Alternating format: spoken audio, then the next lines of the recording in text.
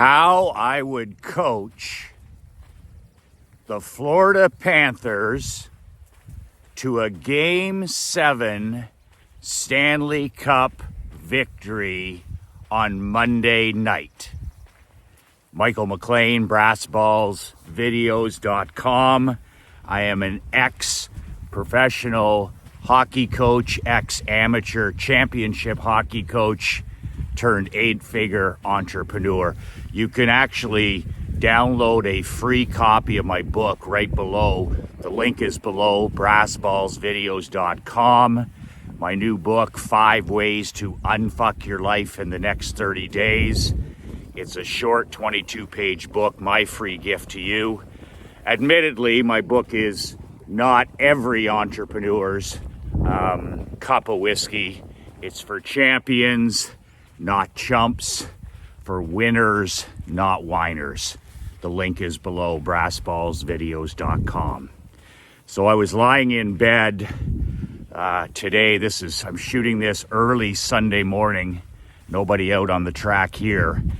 And I woke up early this morning and I said, I have to shoot this video for my men. And maybe it was in my subconscious all night, but if you don't know, this Monday night is Game 7 of the Stanley Cup Finals. Now, whether you care about hockey or could care less about hockey, this video is not about hockey. I have to shoot this video for you as a special video because this video is about winning championships at the highest level, which is whether it's business, whether it's your marriage, whether it's your fitness, whether it's your health, whether it's your marketing. Those are all winning championships in different areas, by the way. Living a top 1% badass life is winning a championship every day. But the thing about winning championships, and that's what I'm going to talk about in this video today, you literally have to go through hell to win. Any championships that I've won, whether it was in the sport of hockey or the sport of tennis or in business, it's always been, I've literally had to learn to go through hell to finally win. I've had to lose, I've had to suffer, I've had to endure the pain just to learn how to win.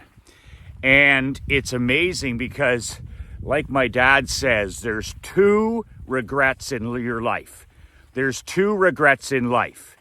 There is the regret of pain, of discipline and hard work.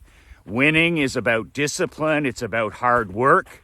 You literally have to, like Jerry Seinfeld says, you literally have to choose or pick your torture. Getting up and walking on the track at 6 a.m. is torture. Drinking 2 glasses of water every morning of your life is torture. Writing copy every day is torture. Designing websites is torture. Going to the gym is torture. Eating clean is torture. Dating your wife consistently is difficult. It's consistency itself is torture. It's discipline. And the second regret in life, besides hard work and discipline, is regret. So at the end of the day, as a husband, as a father, as a grandfather, as a small business owner, we choose our pain. We choose our torture in our life. And I'm just convinced that I don't want to get to the end of my life and have regret. My grandfather used to say, regret makes a hard pillow. Regret makes a hard pillow. And the longer I'm on God's blue earth, I think about how I'm going to embrace the pain of hard work. I'm going to embrace the pain of discipline. I'm going to embrace the pain of consistency.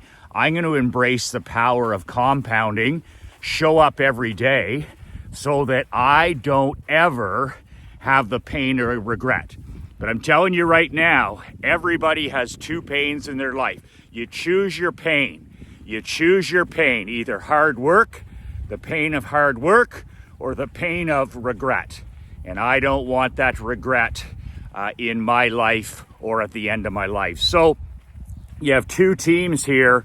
One of them is going to have a whole bunch of regret when they lose Game 7, and the other is going to have the celebration of a lifetime. We're talking major history here, by the way. No team in NHL history has ever come back from 3-0 deficit. The Florida Panthers had a 3-0 series lead, and it hasn't happened since the 1940s. I believe it was the 1942 Toronto Maple Leafs that came back from a 3-0 deficit to win a 7-game series. So we're watching potential history here. We're watching potentially one of the greatest comebacks in sports history. So I was thinking about this sitting on the end of the dock yesterday, because I actually took the time to watch one of these games for the first time. For the first time, I watched an entire NHL game this year. I watched all 3 periods of Game 6 when Edmonton defeated Florida in Edmonton in front of 20,000 fans inside, another 10 or 20,000 fans outside the arena. And it was absolutely magnificent watching Connor McDavid and Leon Draisaitl and the guys play. But I love, like you do, the comeback. I love the comeback. So they win that game on Friday night to tie the series 3-3 and send it back to Florida, my winter hometown. The team is in Sunrise, which is about an hour and 15 minutes from where we live in Naples. So I'm super interested in this series and in this Game 7.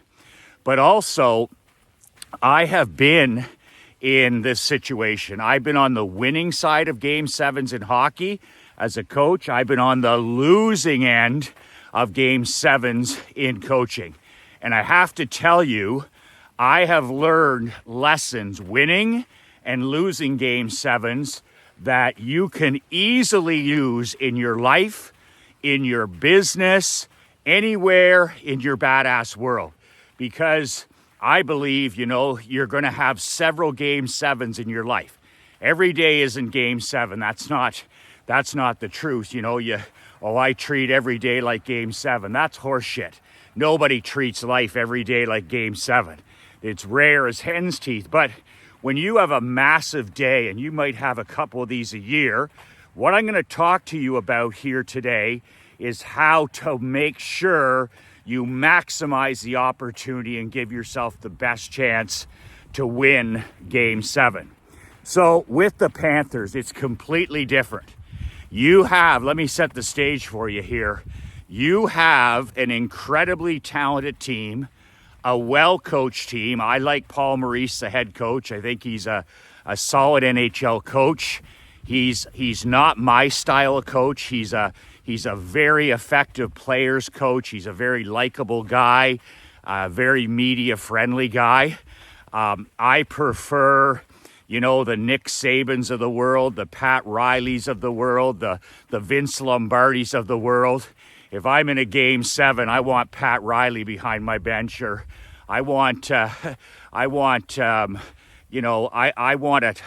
more of a taskmaster behind the bench. But in Game 7 now, this is here nor there. I think Maurice has done an excellent job with this team. So what I think is, you're watching a team in real time choke away this series, right? This Florida Panthers team, if you do not know, is built to win now. Last year, they lost in the finals in the Stanley Cup to Las Vegas. So, and they have a veteran team. They have, outstanding goaltending. They are solid from the net out. They have it all. They have a committed owner. They have an excellent general manager, excellent coach. So they're built to win now. The thing that some people don't understand is they have a handful of free agents that'll be leaving. You can't pay them all under the salary cap. So to me, this is Florida's best chance to actually put a ring on their finger. They can't cough this one up. They can't choke this one up. Last year was a learning experience. They were beat in the finals by a better Vegas team, and that's, you got to lose to win, right? You got to go through the process of failure before you can win. So they did that last year. And I remember Maurice, their coach, talking accurately about, last year they just were happy to be there in the final.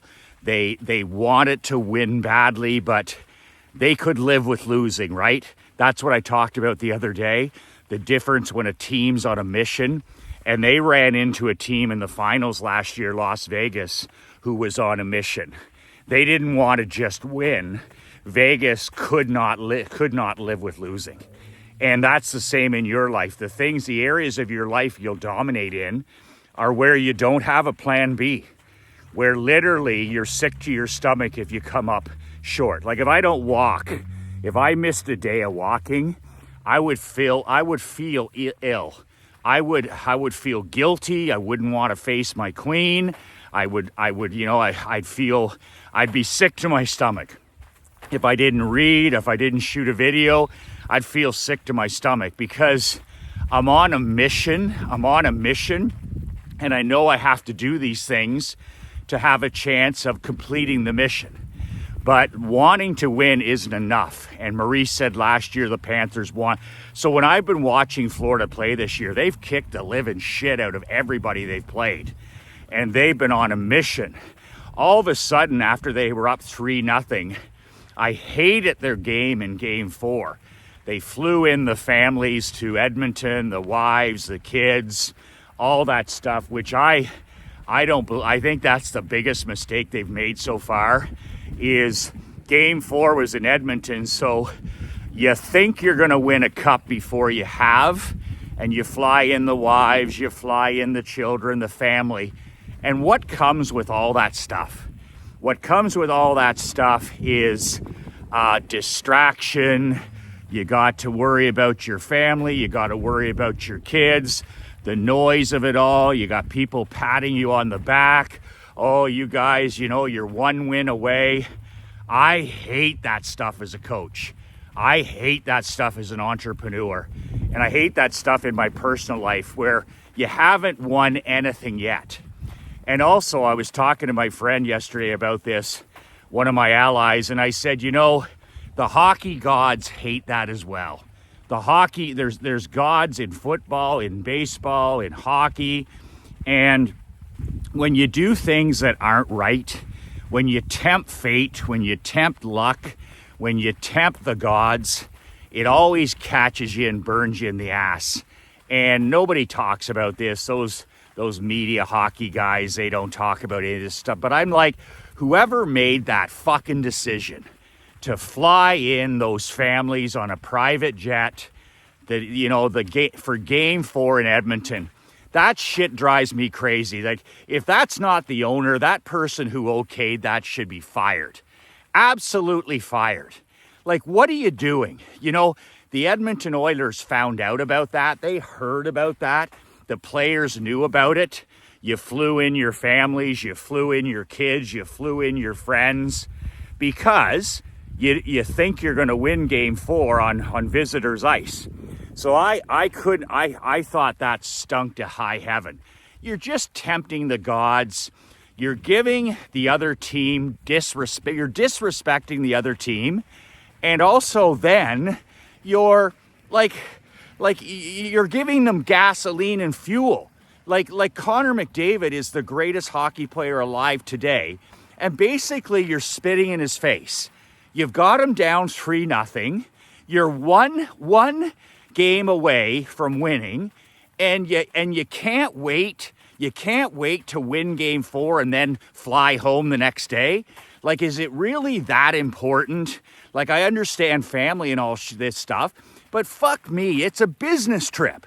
And now the series is 3-3.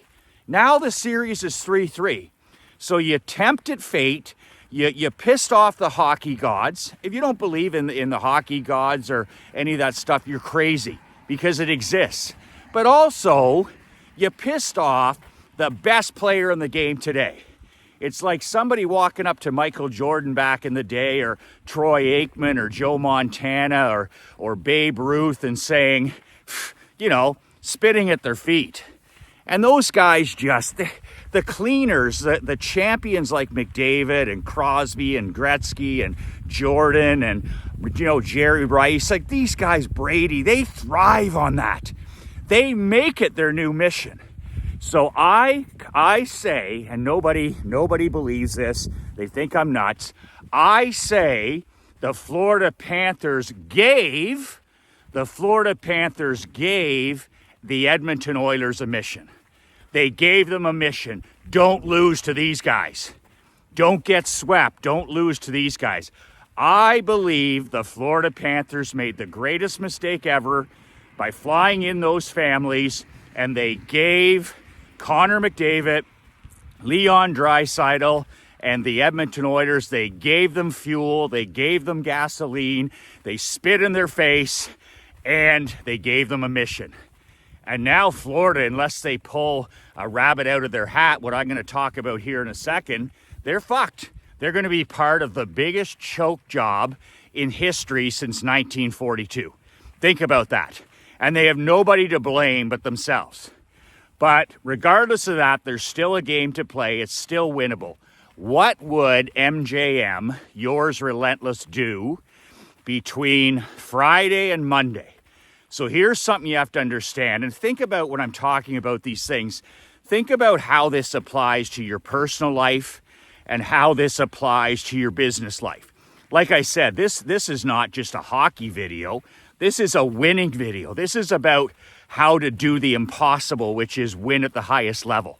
Like, winning is so hard. And this is the only chance you have if you get these things right. So, first of all, you have 2 full days off between games. It's like the NBA. It's the never-ending series, right?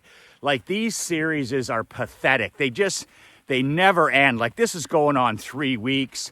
The NBA had 3 days off between games. Like, for God's sakes, play the games. It should be a game every second day, even when you're traveling. These guys fly on their own charters. They're not flying commercial anymore. These flights are, 1 to 4 hours maximum. There's no travel issues anymore. But, they blame it on the buildings. But at the end of the day, it's just like these games go on forever. So you've got all day Saturday, which was yesterday. You got all day Sunday, which is today. And then you got Monday night you play. So what the Florida Panthers choose to do, the coaching staff, with these days is everything. Because I'll tell you right now, as of Friday, on Friday when they lost in Edmonton, they're a beaten team. So you literally have to go all Tony Robbins on these guys because they've lost 3 in a row. They have the hockey gods against them. And if you don't do something as a head coach, then you're going to lose Game 7. It's just the way it goes. So I did this exact same thing, and it haunts me to this day. We were down 3-0 with my Perth Blue Wings team in a series in the first round, one of the stronger teams that I had. And we fought our way back like the Oilers just did to 3-3, and we then lost Game 7 on home ice. It haunts me. I literally wake up in the middle of the night sweating. I'll never get over that loss. We were down 3-0. We fought back to 3-1, 3-2, 3-3. And then we had a sold-out arena on a Friday night. The energy was just through the roof. And we literally choked away Game 7. Some bad breaks. We played tight. I didn't coach the right way, and we lost Game 7 after coming all the way back. So it's possible. It's possible is what I'm saying. So if I'm coaching the Florida Panthers, first of all, we're not going anywhere near the rink for the next 2.5 days. These guys have played over 100 games this year. They've practiced over 70 times. They're sick and tired of practice. They're sick and tired of putting on their equipment. They're sick and tired even of the sport. So I want to give these guys first and foremost a mental break from all of this.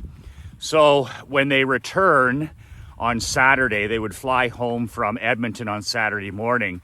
Literally, I would give them all of Saturday off. I would give them Saturday off to go home, spend time with their wife and kids, and just rest, get away from the game for 24 hours. So you lose Friday, you fly home on Saturday.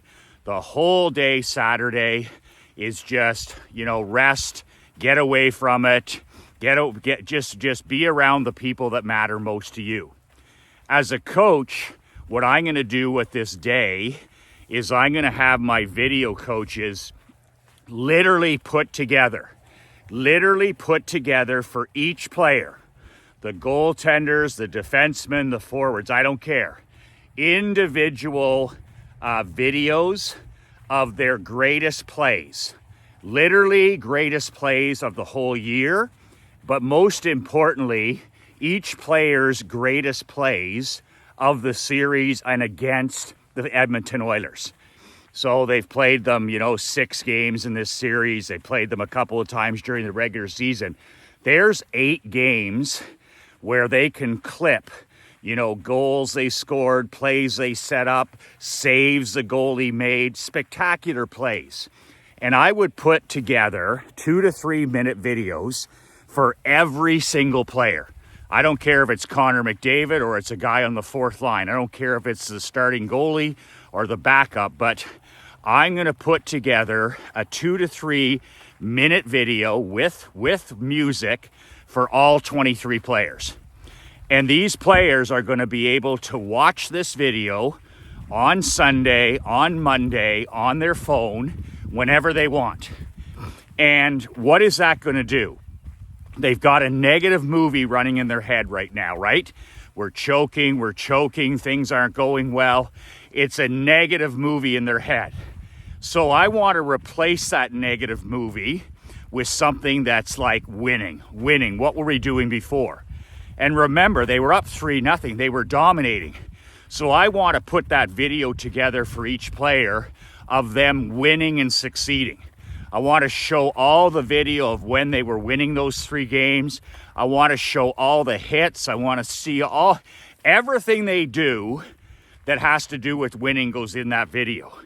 And if there's not enough clips for some players, I'm going to have their greatest hits of the year, greatest goals, greatest assists. So if I'm a player on this team and I'm feeling pretty bad about myself right now being down 3-0, all of a sudden the coach makes me a video, 3 minutes of my best goals of the year, my best hits of the year, our greatest victories of the year, my best assists, my best plays. After I watch that 2 or 3 minute video on my phone, all of a sudden I've got a different movie. I've now replaced the toxic negative movie of losing with a positive one. And this is the same as I encourage guys to, when they're going to bed at night, to give your subconscious one thing to work on. Because if you don't, your subconscious will just run wild and work on whatever.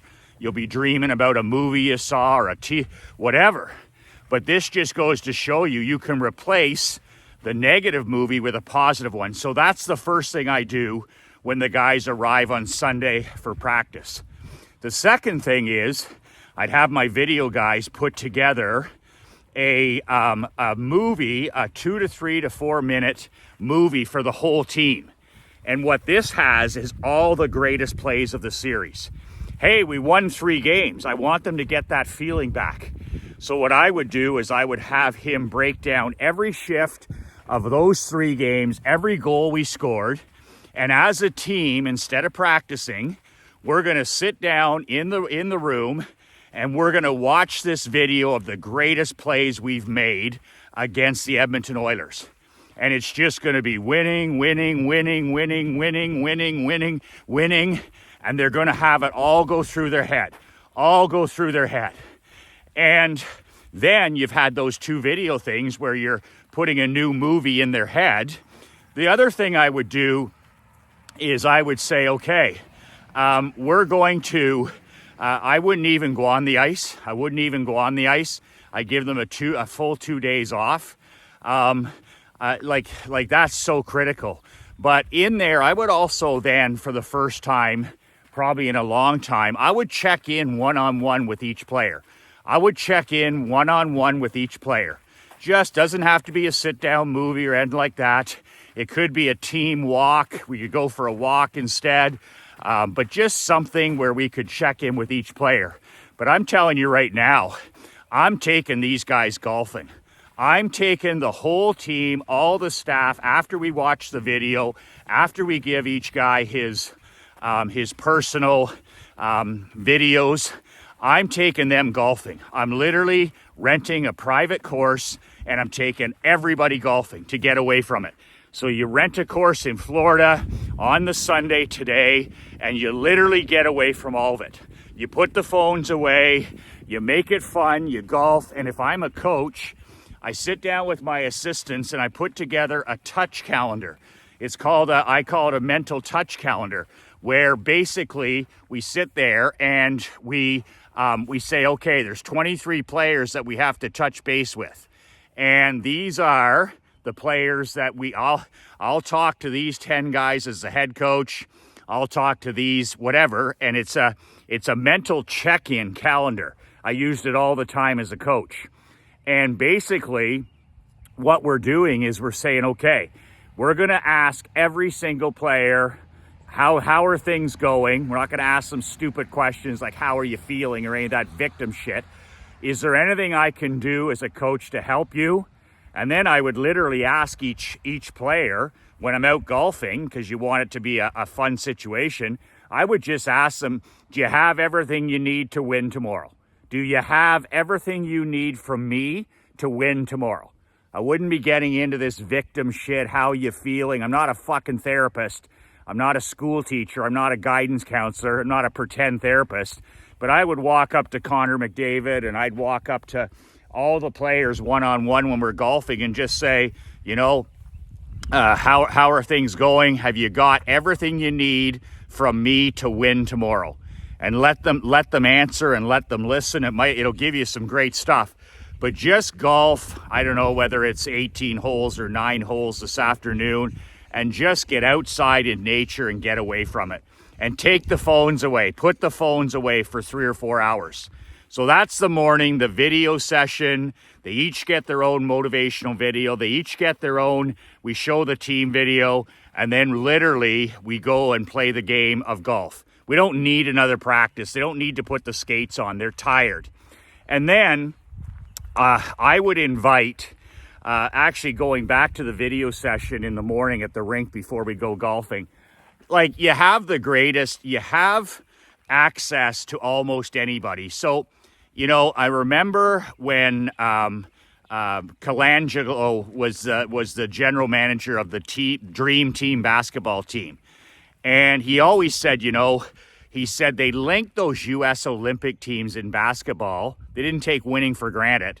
He linked those teams and said, listen, he said, we need to link this to military, to something bigger than ourselves. So like I always say to you, you know, you need something that's bigger than yourself. You need, who are you going to serve when you're doing this? Who are you going to serve when you're doing this? And the U.S. basketball program, Colangelo would bring in the military before the Olympics, and they would talk. He'd bring in these guys that lost legs and lost arms and lost limbs and literally lay down for their country. And he would bring these guys in and they would talk to the best basketball players in the world. And Colangelo thought, you know, it was the only way to reach these multi-million-dollar athletes. You're not going to do it, you know, with a coach coming in or yelling or screaming or Tony Robbins or any of that stuff. He brought in military heroes to bring along the line that it's about the country. Winning a gold in basketball is something bigger than you. Winning a gold in basketball is about America. It's about your country. And then he brings in these incredible heroes who literally gave their life, almost their life, and in some cases their life, to protect our freedom. Like, how does that not literally put you on a mission? Now, I don't know if they want to do that, but I would bring in one of these SEALs. I would bring in somebody from the military who's a hero in that area, and I would just have them talk briefly about their experience being American, because this Stanley Cup, by the way, is Canada versus America, right? We haven't won a Stanley Cup in Canada in 20 some years. But, you know, if Florida wins, that's a cup for the United States. They've never won a Stanley Cup, the Florida Panthers. It's the first time. And Edmonton, well, they want the cup back. They keep talking about it. They want the cup back in Canada. So when you think about these situations, who could you bring in that's going to talk about your country, going to talk about freedom, going to talk about, you know, sacrifice? And I just think bringing in a guy like that would have a massive impact, where it's like, you know what? This is about no regret in your life. This is about finishing the job. This is about going through absolute torture to get the job done. So that's the way I see that. I mean, there's also, you could bring in a player, a great player, but Florida doesn't have that history. They can't bring in a Wayne Gretzky to talk to the team. They can't bring in a Michael Jordan to talk to the team. They can't bring in a Mark Messier to talk to the team. So I think the military guy would be absolutely the best.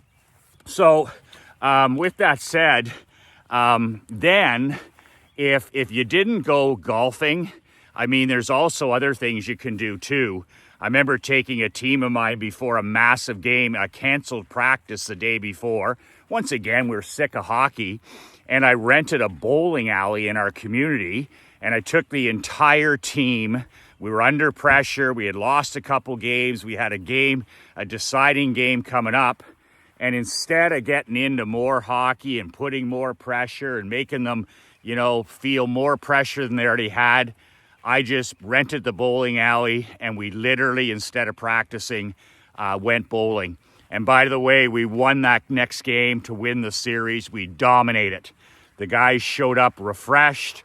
They showed up focused. It was like I took a 2,000-pound piano off their back.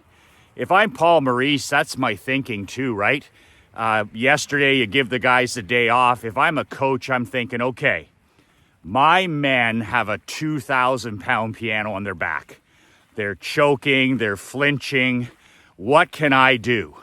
And when I think about it, you know, given the goaltender video of all his greatest saves ever for the year, plus all his greatest saves in the series, the more that guy can watch it, the more he's going to get his confidence back. I think watching all of our greatest moments in a team video is another way to get people thinking, you know, they're starting to feel great about themselves again. They know that they can do it. And then just getting away from the media, getting away from the rink, getting away from the pressure of Florida, and just going golfing or bowling as a team, putting the phones away. I think that that's absolutely the three-prong approach to making this happen. When they arrive on Monday morning for a pregame skate, I would let them pregame skate, because guys love that ritual. They love that, so that's fine. The guys want to. I would just make sure as a coach that over these 2 or 3 days that I'm speaking to the media, what do I want the Edmonton Oilers to hear? And secondly, this is Jimmy Johnson 101, using the media as your messenger. And secondly, what do I want my players to hear? So what I would do from Friday night when we lost to make the series 3-3 is I would put all of the pressure back on Edmonton.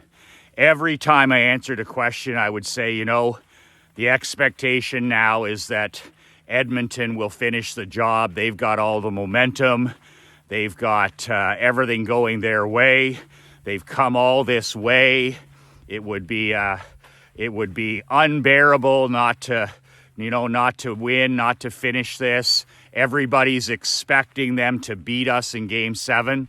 You see how I would push all of that pressure back onto them? They haven't had any pressure, by the way. Edmonton came into this series as the underdog. They were trailing in the first 3 games. So there's never been any pressure.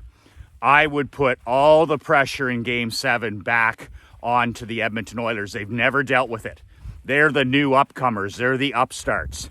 And I'm going to tell you right now, the series that we fought all the way back, from when you're down 3-0 in life or in business, you don't have any pressure. People give up on you, right? So when Edmonton was down 3-0, everybody but the fans and the players gave up. They literally give up on them, right? That's a lesson right there. So you have no pressure once you're down 3-0 at all. And Edmonton didn't have any pressure in this series. Nobody expected them to win. But here's the thing. When we fought back from 3-0 to 3-3, man, oh man, the Game 7, all the pressure was on us. I felt it at the pregame the day before.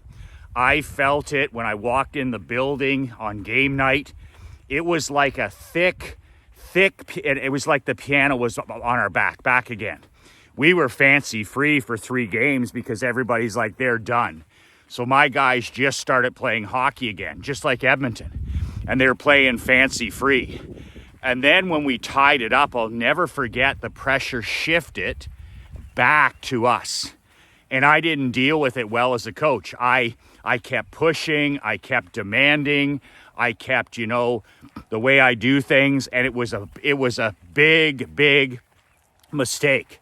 And instead, I should have kept things light.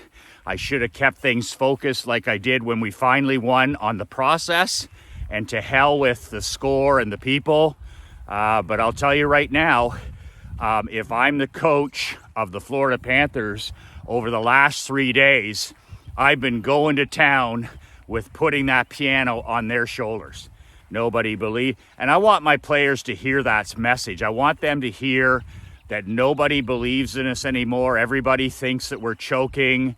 Nobody but us believe in us. I want that us against the world. We haven't had that yet this year. I want all the pressure on Connor McDavid and Edmonton to finish it, and I want us for the first time to just play the game fancy free. In other words, everybody's turned their back on us. A lot of people have showed their true colors. You see where I'm going with this? A lot of people have given up. There's a lot of critics, a lot of non-believers. You see the fuel you're creating for your players? You see the fuel? It's us against the world for the first time. Nobody expects us to win this game. Everybody's getting ready to bury the body. And man, oh man, I want my players to hear that us against the world.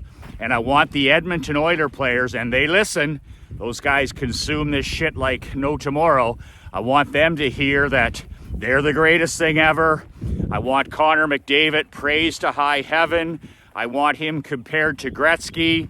I want, that it's going to be, they have all the advantages heading in. Everybody expects them to win and to win easily. And they're Goliath. They're Goliath. I've done that as a coach many times. Make them Goliath. I'm going to make Edmonton Goliath, and I'm going to make us David. We were Goliath, Florida. Now we're David. We're the underdog. Make Edmonton Goliath. And when you do, the pressure all goes on to them. So the day of the game, again, I would keep things super, super light. I'm going to find a way as a coach. We're going to have a morning skate on Monday. We're going to have, I think we'll watch that video as a team again. But I would put my guys in a hotel on Sunday night, even though we're at home. And Paul Maurice is smart enough to do this. He would already be doing this. But I would literally put the Florida Panthers, my team, in a hotel on Sunday night to control the environment before the Monday game. Even though we're the home team, I want my guys under one roof. I want the phones taken away. I want all of those distractions taken away, and I would just sell it to the guys like, you know, if we find a way to win this game, like the great Fred Shero said when he coached Philadelphia Flyers to their first 2 back-to-back Stanley Cups, Fred Shero walked into the locker room before the game before they won their first cup, and he wrote on the chalkboard, "Win this game tonight, and we'll walk together forever." And I wouldn't use that exact Shero quote, but I would go to town on that. I would, for 2 days of prep, I would sell it as, you know, over the next 48 hours, if we do what we have to do and we find a way to win one more game, 75 shifts, I wouldn't even call it one game. If we find a way to win 75 more shifts, we will walk together forever. And what Shero meant by that is, you know, once you win a championship, you're locked in history forever. I know that from winning a Barclay Cup title here in 19. Those kids are special, right? Our relationship is different. Our coach's relationship is different. We're all like brothers. We're all brothers. And nothing does that like winning a championship. So that's the message I would give my players if I was Paul Maurice over the last 2 days. Listen, let's not worry about the crowd. Forget about the media.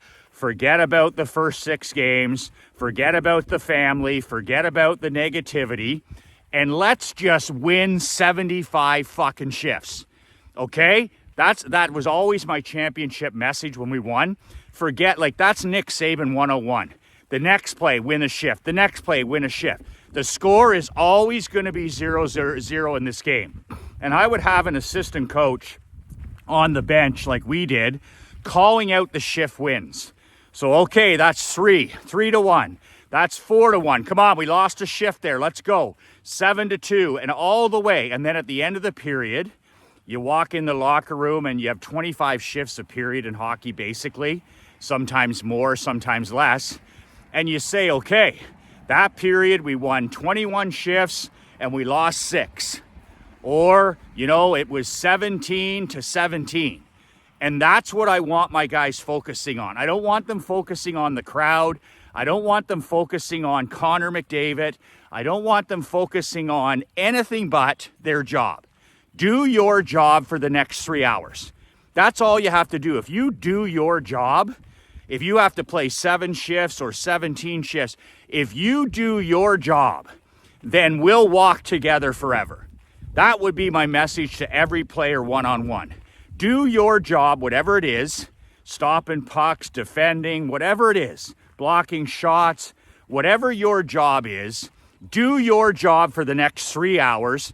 And when we look up, we're going to be happy with that scoreboard. And that is the secret right there. Win 75 shifts, 25, 25, 25. The process. Do your job, like Belichick says. Do your job. Forget about all this other stuff and do your job for the next 3 hours, and we'll walk together forever. Man, I love that plan. And that takes all the pressure off of you. Like as a father and a husband and as an entrepreneur, you don't feel pressure when all you have to do is do 3 to 5 things a day. So you don't feel massive pressure when all you need to do is walk, read, and write. Like that takes all the pressure off. Instead of focusing on outcomes like, oh my God, I have to make $100,000 in the next 60 days. Or I need to make six figures this year, or I'm gonna go broke, or this. When you focus on stuff like that, you become emotionally drunk and you fall. You lose. That's how you lose. When you focus on the tiny details, I just got to win my shift. When coach puts me on the ice, I have one job to win my shift. And if I do that over the next 3 hours, however many shifts he gives me, then we're going to walk together forever as champions.